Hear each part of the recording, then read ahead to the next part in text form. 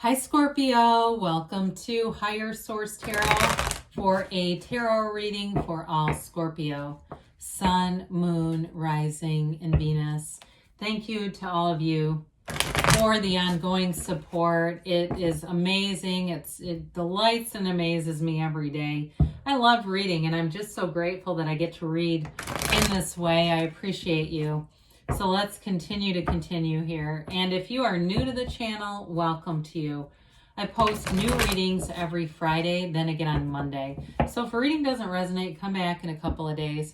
Fridays are always a general reading. Mondays are different every week. So one week there's a love reading. I'll do another week that's more of a detailed Celtic cross style reading.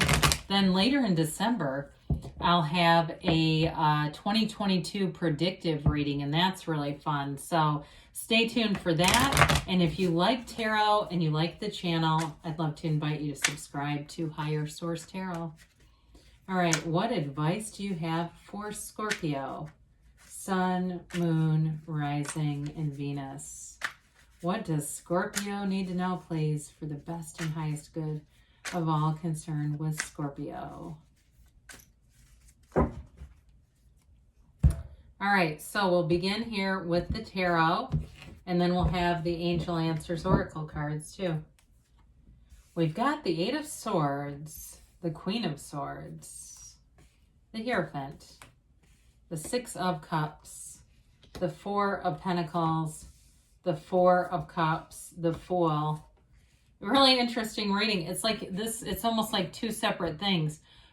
This sort of restricted kind of thing with complete freedom and liberation over here.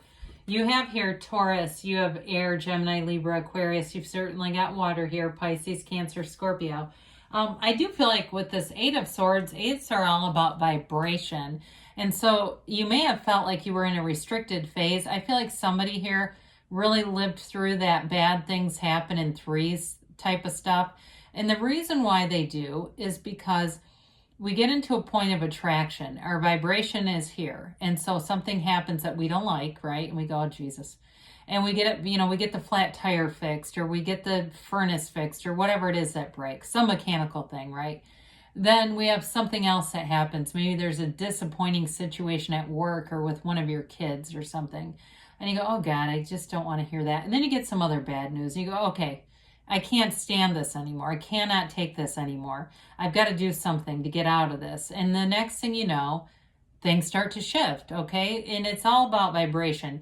Now, this can definitely be about overthinking. And the issue with that is when you have a strong feeling, you have a belief, and you go, God, I know that's going to happen, and it's something negative, it'll happen, all right? So we have 60,000 thoughts a day. You can't possibly monitor all of those.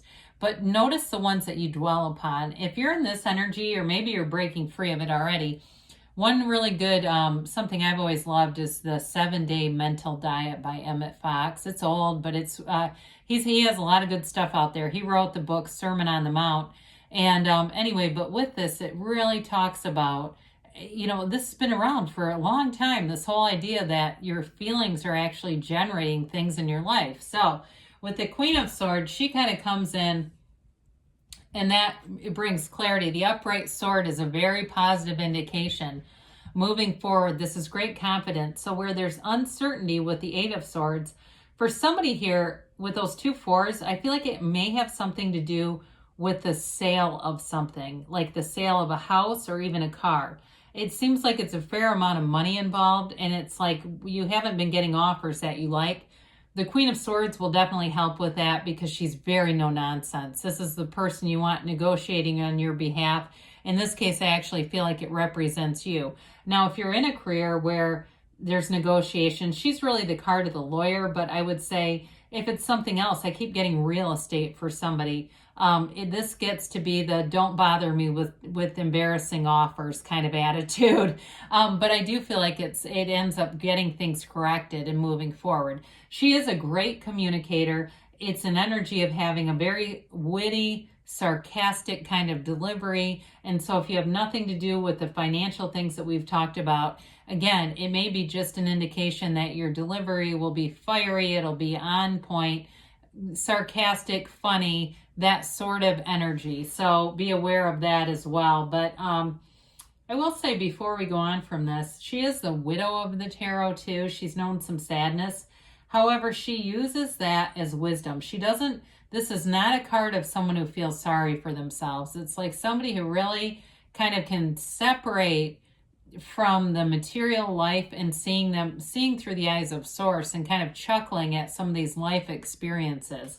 And so with the Hierophant, interestingly enough, in a relationship, maybe for some of you too, if that indicates there was a divorce from a very restricted energy, or it wasn't really a legal marriage, but it was very, very involved, that also could be it, because there's definitely an ending of something here that needed to be, that lets you out of that restricted energy. With the Hierophant here, though, this is wonderful. This makes a wonderful life partner. And so if you're single or you're getting out of something, there may be somebody who comes back in that's like a big breath of fresh air. When we start to see the Fool, the Hierophant, and the Six of Cups, there's great reciprocity here. There's a wonderful partnership here, but there's an energy of freedom. Okay, so there's love, there's freedom, and there's with the Hierophant, there's devotion too. So it's kind of paradoxical in a way, because when we think about freedom, we don't always think about devotion, but it's not in a codependent way. It really is more about investing in yourself, investing in a relationship if that's what's for you. Others of you, though, with a job too, this can be higher education, getting more education. It's deep knowledge. The other thing about this pillars here, he's in the inside of a temple.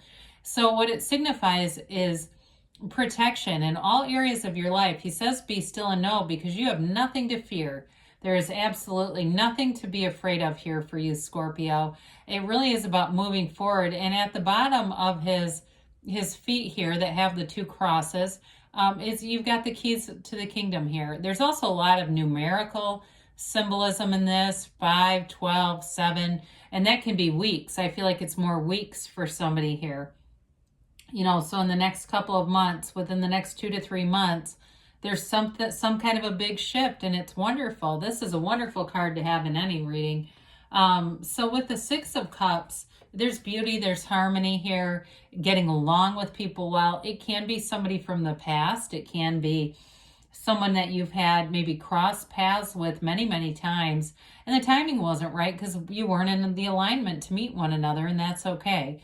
Everything happens in perfect timing in the universe's time, all right? It happens right when it's supposed to. We didn't waste time. We didn't miss anything. Nothing is wasted in the universe's economy. And so with this, it's also being ready to receive, especially too, I feel like somebody here gives a lot to other people, and it's almost hard for you to be on the receiving end, but this is your time to receive. There's somebody in here that really does want to, they love to do nice things for other people, and I think it'll be an adjustment for you if that's you. But I do feel like it's one of those things where they're very sincere. There's a sincerity here, really beautiful energy. So I mentioned before that Four of Pentacles comes in, and it can be very closed off, closed-minded, especially somebody here is hanging on to money. And I don't think it's necessarily negative, though. I think it's more of being prudent about things. And so it may be, too, for some of you, if there's some change, too, in work, like something in terms of territory changes, you may find you're not wanting to make adjustments, not wanting to let go of something and it's fear-based, okay? And sometimes with this, the universe takes a different path than one we would ever take. And so it can be one of those paradoxical things where we say we let go to receive. Ask and more is given, right? But sometimes we let go of something else because there's not room for both things. So there may be something about that. With the Four of Cups, I would say meditate, get out into nature, be open though. He's got kind of an energy of being bored. And so I feel like whoever's been restricted here, you're ready to get out of that. It's just not an energy that suits you very well anyway. And so you like to move around, you like to have action. And so sitting like this is like you almost could get sick of yourself in this energy. So some of you, again, I feel like if it's something where you're buying something or something like that, I do feel like you're going to be a shrewd negotiator or selling something. It felt more like that initially. Others of you, though, if there is some kind of a relationship change, you may have found that there have been people interested and they're not whoever this is that's on this side of the reading. And so that's okay. You know, what I would say is it's acknowledgement that you're attractive. Your vibration is attracting people. And so here they are coming in. So the Fool brings in a wonderful energy that allows you to release all the resistance. And so the yellow in the backdrop is the sunlight of the spirit. It's that warmth of that white sun that shines down on the Fool. And so it's an energy of purity, an energy of success, enthusiasm, trust. You know, he wears that crown, that wreath of victory that appears in the world, that appears in the Six of Wands. It's a card that tells you your soul is always victorious. And so you're at that jumping off place. You have nothing to fear here. Move forward with it. It's an energy of new beginnings. It's an energy, especially if it's work too, or whatever it is that you're moving out of, that restricted energy.